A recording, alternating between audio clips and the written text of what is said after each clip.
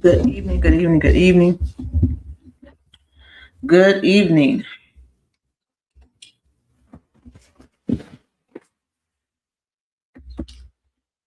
Ready? Yes. Yes. All right, let's jump right into it. Good. What's today? Monday? Yes. Yes, Monday. Monday. Good Monday evening. Welcome back. We're going to jump right in. Welcome to day number 4 of our 16 marriage principles from 16 years. I guess we can call it a series as we continue to celebrate 16 years of marriage. We are sharing principles. We're sharing one principle every single day through the end of the month that has shaped our relationship. And we truly, truly, truly pray that tonight's conversation encourages you wherever you are in your relationship or on your relationship journey. We hope that this is a blessing to you. So let's jump right on in. Awesome. Awesome. So our first principle, or rather principle for today that we want to go over is sweet spot principle number 8. And it's healthy relationships require honest conversation. Whew, Jesus. Meaningful relationships are built through open dialogue about values, faith, family, goals, and expectation. Difficult conversations early often prevent greater difficulties later. Mm. Say the last part again. Mhm. Uh, Meaningful relationships are built through open dialogues about values, faith, family, goals, and expectation. Difficult conversations early often prevent greater difficulties later. Got it. So difficult conversations that are actually um, completed or engaged in earlier on prevent difficult situations, excuse me, later on. Mhm. Excellent, excellent. All right. So, yes, we are jumping in and we're talking about healthy, honest conversations tonight. We just had a healthy, honest conversation just a few minutes ago. Like, really, this is ongoing for marriage relationships. So these are principles that are timeless.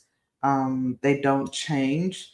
If you do them, they will help. So this is an ongoing, lifelong thing. So, healthy relationships don't happen by accident, and they are built through intentional conversations.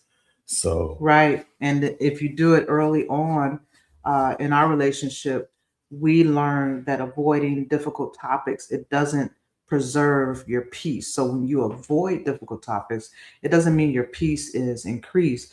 It means that your peace is postponed and problems will arise later on. yeah.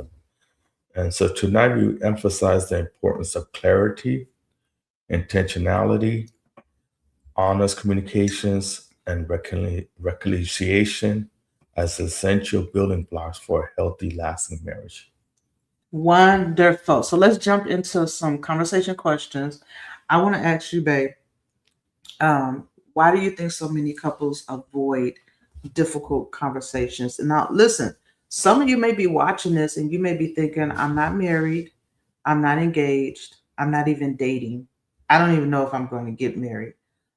These are applicable. The principles are applicable to a certain degree in other relationships as well. So don't count yourself out. But why do you think so many couples avoid having difficult, honest conversations? I think it's probably your upbringing for some things because some people, I think about a friend of mine was saying how he grew up with 3 sisters, but he knew how to communicate. Oops, I got it. It's all good. Um, he knows how to communicate, but some of us might not have been able to have that skill, I guess, to be able to communicate, to be able to know how to navigate.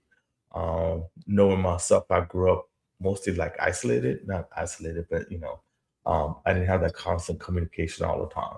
So I was more so by myself more than anything else. So having a communication like, yo, you're draining me. Just I don't want to talk. Just whatever. So and I always blame Adam and Eve, obviously, because they avoided everything. So that's one side of the conversation that I would say. So you're saying that not everyone was raised or born and raised in a household or in an environment where they were required to communicate often. So they basically just become used to kind of just being by themselves or Yeah. not necessarily around people talking all the time. Okay, that's good. That's good. You know, Mhm. so that would be one of the things, and then sometimes being having the difficult conversation, it's challenging because like sometimes in my perception in my mind when people have conversations, I'm only used to doing it where you're talking to a person, like versus you raise your voice or you change your tone or different things. So when I was growing up, I remember my uncle was boisterous. That's what I like to say. When he was dealing with my cousin, when he wasn't doing something he was supposed to do, he's just boisterous and he's animated to say the least. It wasn't that at the case because I wasn't receiving it, but it made me like think about like whenever I raise my voice or whenever I in that mode, I feel like I'm angry or I'm getting upset or that's not the way it's supposed to be kind of thing. So it's like learning to have the balance, as scripture said, be angry but sin not. So you can be angry, but just don't kill nobody or don't sin, or you have to repent. So I think those are the challenging parts, at least from my angle, like my side. And sometimes we don't know how to articulate because we don't have those conversations like that all the time. So that's what I was saying. I love that. I love how you bring out the point, and this is a good point about your upbringing because we say that opposites attract, right? So it's quite possible that your spouse is going to be the exact opposite of you, or have very many different experiences than you. And so, in my case, um, I was an only child for a couple years, Mhm. and then I had, well, actually for many years, and then I had cousins that came on the scene. But I was in a household that was not quiet, as far as I can remember. Anyway, there was a lot of loud talking, a lot of laughter, especially when my cousins were born. Being around my aunt, my grandmother, or my aunts, my grandmother, my mother, and then eventually crossing over into other family environments. So even though I was very quiet and very introverted, very timid, my environment was always very loud, Boisterous. very boisterous. And even when, and so there was one extreme to another extreme in my environment. There was good boisterous loudness, conversations, communications, and then there were extreme bad ones. And so, yeah, that's something good to point out. Couples and wives, and men, husbands, be mindful that your spouse may have come from a completely different environment. And so, when you're having those conversations, and let's just call them heated, creative conversations, when you're having those conversations, we have to be mindful of our spouse's upbringing. When I'm talking loud and my tone change and I'm very passionate or even upset, it's not coming across to my husband as good communication because his upbringing was very quiet and he didn't have all of that. And when there was loud and boisterous talking, it meant something bad in his upbringing. So I have to be mindful of that when we're having those creative conversations. Yeah. And then he also, it has to be understanding of my upbringing. I may be very passionate about something, and sometimes I am upset, but sometimes it's just how I learn how to communicate. And so we meet in the middle, right? Yeah. So looking back over our last 16 years, what have been some conversations that we may be grateful that we actually had to encounter, to deal with, to have? I think the fact that we were going through the not only marriage counseling in a sense from our church with our pastors, our leaders, and they had a curriculum that we was kind of following through. So it was asking us questions, uh, what to prepare for before you get married, finances and different things. And I think one of the things that we had was the way that I was brought up was that we don't believe in women wearing makeup. And so, Wait. Let's break it down for the people so people don't get confused and be like, wait, what? Because we live in a totally different time now. yeah. The way that you were brought up, where? Oh, well, Not specifically, but in what right. environment? So I was brought up in, I guess you could say, Pentecostal Holiness Church. Okay. So we, at least the place where I grew up or where I was saved, where I started believing in God is what I was taught. So I was learning and I was growing and I was maturing in the faith. But at the time, I was just a little child because I didn't know any better. So I couldn't really challenge it unless it was really crazy. So I really didn't understand the concept of what it is. So I was brought up that women should not be wearing makeup and jewelry and so forth and stuff. So the same thing with me, like I used to wear jewelry and earrings in my ear and all kinds of stuff that I took off because I was like, it didn't mean nothing to me. But it was a process that I had to go through to come to that area. So when we were getting married, that was one of the things that we talked about and had a heated creative fellowship, as they say. Well, not fellowship, not yet. Guys, we weren't fellowshipping yet. We were dating. So it was just a heated creative conversation. We were actually out to dinner and we were just, getting to know each other and moving in the direction of courting. And that was a question that my husband asked me. And matter of fact, this almost broke the deal. Like we almost did not get married because of this. At dinner, my husband brought up, he asked me, could I stop wearing my makeup? Now, let me just tell you, I wasn't like a clown. I did wear makeup, and I also was raised in a church culture where very traditional. We did not wear pants, makeup, jewelry, all of that stuff, all of the things for many, many, many, many, many, many years until I grew a little bit, not only in the Lord, but as a young lady. And I was somewhat modest, but also colorful. And my husband was like, well, can you stop wearing makeup? And I was like, absolutely not. And then I don't know if I explained then or if we just kind of took him by surprise. Like how is she just going to tell me no just right off the bat? But my reasoning behind that was because I came out of environments where I felt completely bound. Like, if you did this, you were not saved. If you had eyeshadow or anything like that, then you were not in the will of God. And so I had come out of years of feeling like, and I'm not going to say that people put this on you, although sometimes they do, but I came out of years of feeling like I was in bondage and feeling like I was in shame and feeling like, I had to be homely and I had to look a certain way in order to please God, and realizing that that was not the case. And so I was not willing to let anybody put me back in a situation where I would feel confined or restricted or bound for no legitimate reason at all. And so that night at our date, it was rough. It was a tough conversation. We both walked away upset and confused and feeling like what in Sam Hill just happened. And it took our leaders to kind of intervene and redirect priorities and bring us back to the table to have an honest conversation so I could understand where he was coming from and he could understand where I was coming from. And I'm telling you, what was so petty but could have become a deal breaker, it required us to come back to the table and have honest conversation.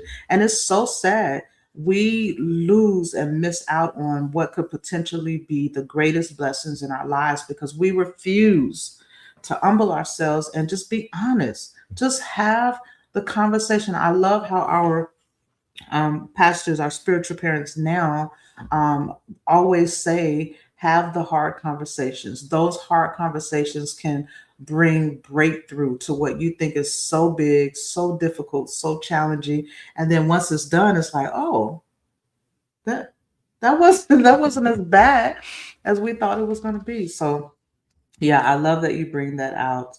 How you asked me that question and how we struggled through that thing, but thank God we made it through. How did you feel after? Because I know there was a period of time where we was like, this ain't gonna work. We out, peace, whatever. How did you feel during that portion of the time when we finally came back to the table? Um, how I felt when we came back to table or before we came back to table. Either or. So I think before the table, I was like struggling with the thought, like I had been praying and seeking the Lord, and then that happened, and I'm like, that doesn't make sense. Like, how is this gonna work? So it's like I'm grappling with my theological side of things, of saying like, how does this? I know what I heard because I didn't just hear it and ran with it. I waited and wrote it and yeah, I wrote it vision. So then I was like, man, that doesn't make sense. Well, the thing in my mind was like, I don't know what else to do because I can't make somebody do something they don't want to do. But this is where the honesty and transparency is good because it's better to deal with some things at the beginning before the marriage, and then finding out later, like, no, this is not what this was a deal breaker for the other person, or vice versa. So it's better to have those kind of conversations because you can walk away, you can kind of separate and make an option and choice and say, yeah, I want to do this, or do I want to keep choosing that option or not. So there you go. And since you said walk away, we're going to get to this principle later on in the coming days. But it's really important to have as a couple, especially when you're dating and you're courting. It's good to have accountability either to another couple, some people in your life that you trust that is helping you to navigate the beginning of this relationship. Because if we had not had that, we probably wouldn't have came back to the table because I was so set in my ways that I'm not gonna let anybody put me back in bondage. That's just kind of my mentality at that time, and so I was not looking to come back to the table. And my husband, I didn't know then, but my husband at the time was just in a state of confusion because he was like, "I've been praying for this, and now this explosion has happened in us. What in the world is going on?" So he may not have come to back to the table either if we had not had that guidance. So it's really good for you also to have that accountability and have people in your life that can redirect you and say, "Hey, y'all need to stop being petty, sit back at the table, and let's discuss this and have an honest conversation." So what happened when we communicated honestly, even if the conversation was uncomfortable? So we just talked about this. This is what happened 16 years later. So that's what happened. You get over it, you come to an understanding, you grow, you move on, wash and repeat. You have the honest conversation, you come to an understanding, you grow, you move on. How has transparency in our marriage over the years strengthened our trust? I think I take this principle here in the sense of like Samson. When you don't have transparency, where do you go to? Like when you're married, and how do you, like as they say, you should keep other people out of your business or out of your marriage, kind of thing.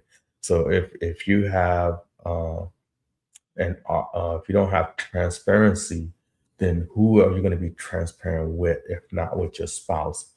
Now, we may have friends before or girlfriends or whatever the case may be. You may have known them since they were a child or something, and they grew up, but just wasn't meant for you to be together. It was just a friendship. But those are the kind of things. Where do you lay your head Mhm. when you have stress time or challenging time? So I guess it's in a both ways because you want to be the person to be able to make the other person feel comfortable enough to come to you, even when it's a hard or challenging transparency, or you want to provide that environment. Because if you don't, they're going to find it somewhere else and it may not be healthy. Yeah. So, Yeah. yeah. Thank you. I love that. So transparency in our has strengthened our marriage in the sense of we know where to go. We know who to run to. when times are challenging and difficult. And I think we talked about it, or we touched on it last night. I'm not running into the arms of another man. And I'll let you say this part. Yeah, I'm not running nowhere else because I ain't got nowhere else to go. You heard it here. So we transparency has helped us to trust each other with our stuff. How can couples create that safe environment? You just talked about how can they create safe environments so both people can feel heard. I think you have to kind of set the stage or the atmosphere, I guess, in a sense. Um, I'm using this comically, but it's funny, but it's still, I think you can use a principle. I remember what my dad used to say. So normally, I'm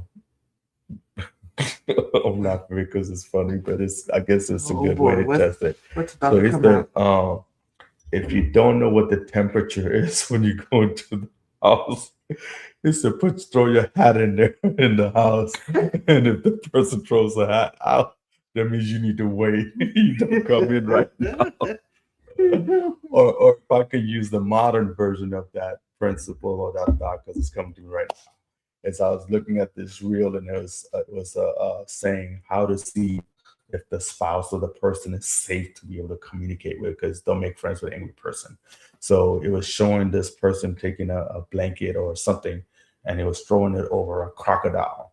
And so when the blanket or whatever is thrown over the crocodile's just tossing it all back and forth. So same thing, and it was showing the spouse person, he threw the blanket on the spouse, and the spouse is like, "Ah." So he's like, yeah, now right now is not the moment. Right now is the temperature to check. I checked the temperature, and it's not the time to go right now. Let it cool down. Let it simmer down. Let's turn the AC on or something, or do something. So I guess in a sense, maybe having conversations when it's not serious. Mm. So it's like you're doing it in a comfortable control space in a sense, I guess you can say. But then when the hard conversation comes, it becomes natural to kind of, it's like you're building up your courage. Like I think about like David, who said, I slew my lion, my bear, and my Goliath. So I, that's about the best way I can say encourage. I love that, testing the waters and not waiting until the moments are heated. That's when you want to try to pull out those honest conversations and to create the environment so that both spouses can feel heard is really just making sure you set aside that time to have the conversations and realize it takes two. It really does. It takes two. So both parties need to be able to feel heard in those honest conversations. Yeah. So we'll leave that there. What's your question, babe? Or what encouragement can you give some of the couples and individuals who are actually avoiding those important conversations? What encouragement can you share as the husband? I I think I'll go back to blaming my mom and my dad. I'm talking about Adam and Eve. They ran and they didn't want to deal with God's conversation. But um, what encouragement would we give someone who is avoiding an important conversation today? So, avoiding the conversation at the moment seems like the best thing to do because you don't want to uh, deal with it in a sense, because maybe like for myself, I don't know how to articulate as well. I don't want to raise my voice, or I don't want to go to that level. But maybe, mm, man, encourage. How do I encourage? Be prayerful, obviously, and ask the Lord for wisdom. How do I deal with my spouse that I can be able to, as the scripture said, deal with your spouse according to knowledge. Yeah. So sometimes it's not only biblical knowledge, but Experiential. experiential knowledge, meaning that you experience each other. The other thing is sometimes this may be out of the loop, but sometimes you're learning how to communicate with other people as well too, right? So maybe it's just something in their bloodlines. Like she said, in her family, they were boisterous in their expressions or conversations and stuff versus being sedated in a sense. So if you know that that's how they communicate, so you know this, you don't have to think that person is not like they're like that all the time. But also uh, priming the pump, as they say. Normally in the desert, there's a pump, but you have to put a little bit of water in order to prime the pump in order for the water to come out. So just maybe taking a bite-sized sample of it, testing it, uh, trying to do it maybe in a smaller conversations that will help you to give strength to build bigger conversations. And then the best thing to do is to as much as possible try to do it at a time it just right, like soften the blow. Don't be coming in hot and heavy and stuff. Soften the blow. If you know they like something, then give them that, so they're like, oh, and then slowly transition. You're not coercing, but at least you're setting the environment so they feel a little bit like, okay, because you proven yourself. And then whenever you do have the hard conversation, the other person shouldn't be beating them up, or if nothing else, come back and soften the blow, as they say. Rub them with soft soap. Wait, I have a question. Are you saying that when we're getting ready to have an honest conversation, you bring me stuff to soften the blow?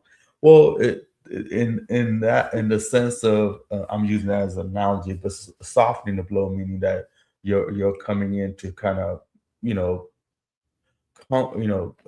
if you got something hard to say, don't do it hard and say it hard. So if you're gonna, say something hard, wear gloves, like boxers wear gloves, so it doesn't hurt as much. So you're trying to soften the blow in a sense. I don't know the best way.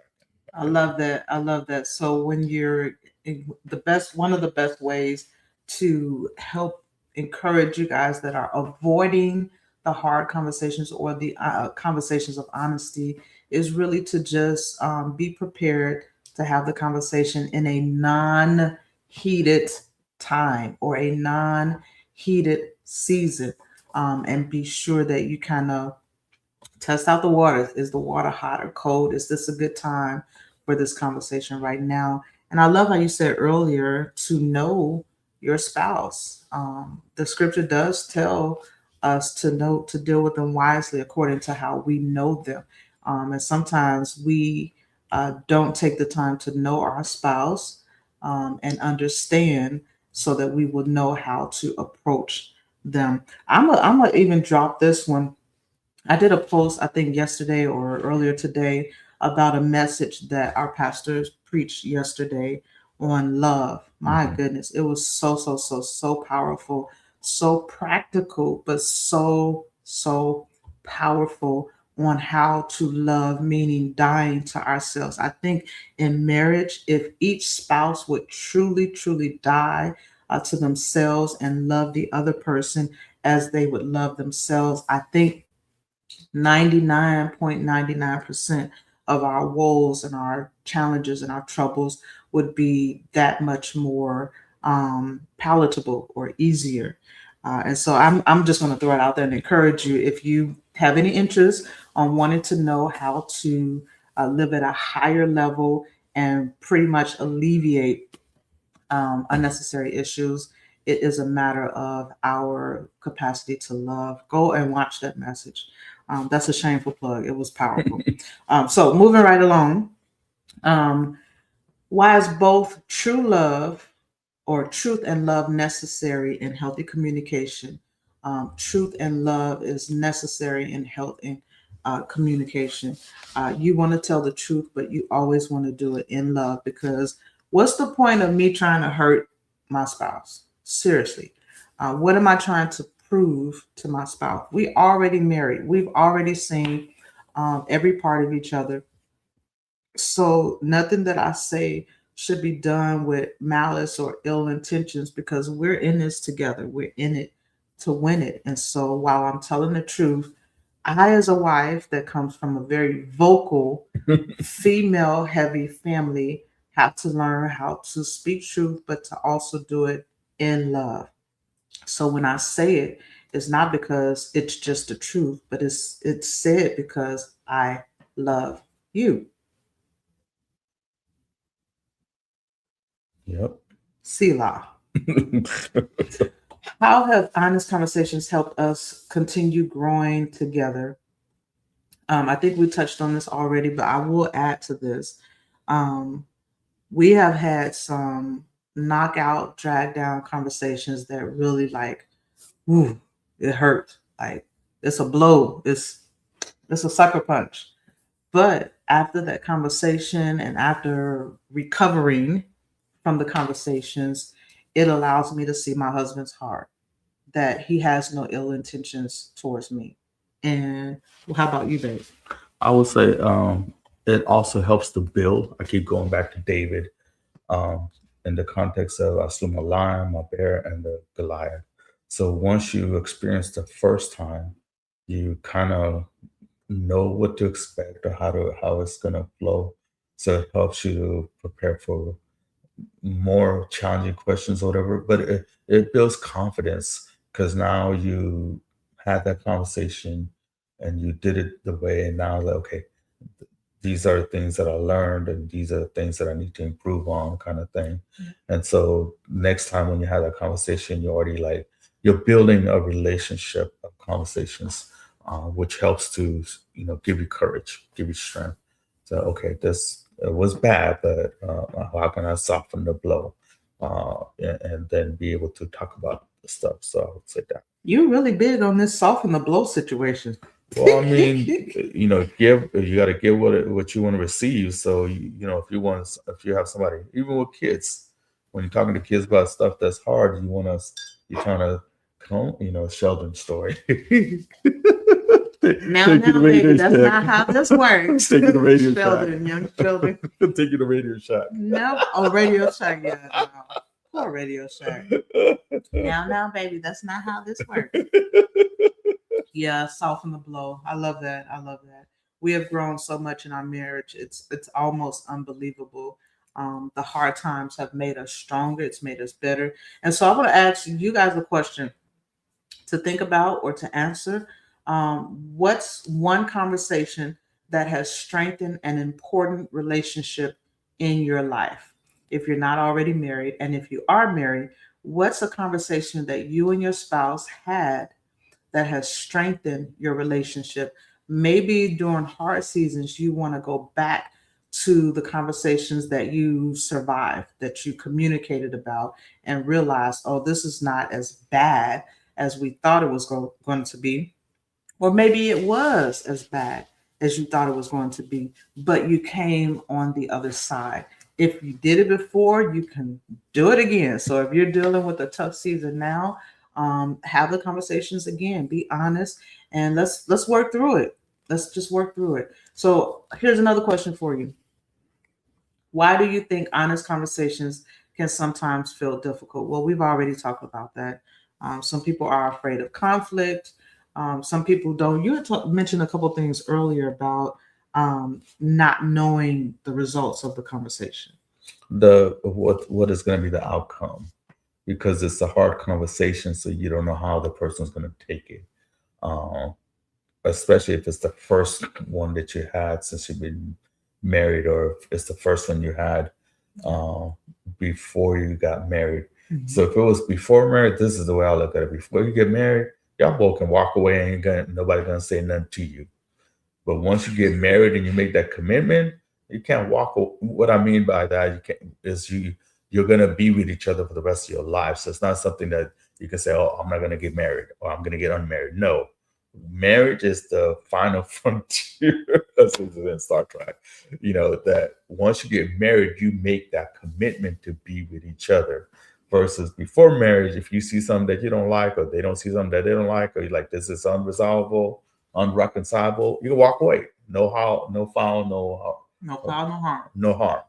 But once you're married, now you can't do that. You got to put in the work, being married together, and then if you have kids and stuff, you want to try to, mature, have those conversations in private and not in front of.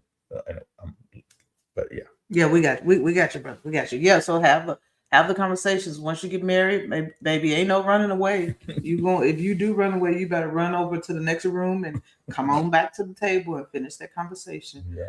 And if you start, even in your relationships that you have now, before we got married, our friendships, our relationships with siblings, relationships with parents, relationships with everybody. If you practice now and master having honest conversations now, it'll be a part of you when you get married. It'll just be a natural part of you.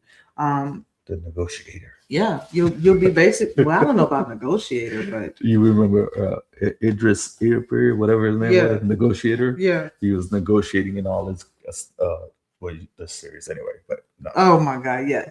Idris Elba, Yeah. whatever his name is. Yeah, the negotiator. Yeah. So this week we want to give you a challenge.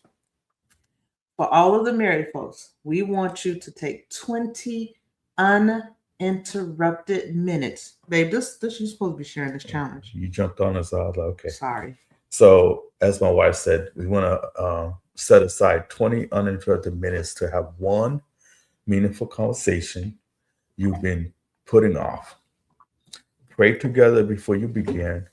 Listen with grace and seek understanding before responding. So now we know it's coming, right? So you can kind of do it when you want to, rather than having it happen just abruptly and then you have to deal with the situation. So take that time to now and say, okay, what each person say, okay, what is the conversation that we're going to have? Walk it through your mind or your heart or your mind and process it. So that way, when you're having a conversation, it'll be a discussion and not an argument kind of thing. Excellent. Because you're in the control of the conversation versus you're just thrown into the conversation kind of thing. So. All right, so that's your challenge. And I don't know, come back and share us. Let us know how it went. I want to say thank you. We want to say thank you. I want to do something I've always wanted to do. Remember back in the day, the TV evangelists, how they would get real close to the camera when they get ready to close out and they tell you, put your hands on that camera. I've always wanted to do that. No, just kidding. So we're going to close out here, but thank you so much for being a part of our 16 Principles from 16 Years of Marriage series. We hope that this conversation has encouraged you, whether you're married, single, engaged, want to be married, dreaming, wishing upon a star, wherever you fall. I want you to join us again tomorrow and every day for the remainder of this month as we continue sharing another principle that has helped to shape our marriage over the past 16 years. Praise God. Quinceañera. Praise the Lord. And I know you're waiting to get to the nitty gritty and the juicy stuff and all of that, but you got to stick around for the juicy. You can't just come in and leave or come and stop by. You got to stick around until the juicy come out because the juicy is coming. So join us again tomorrow. Thank you so much. We love you and God bless.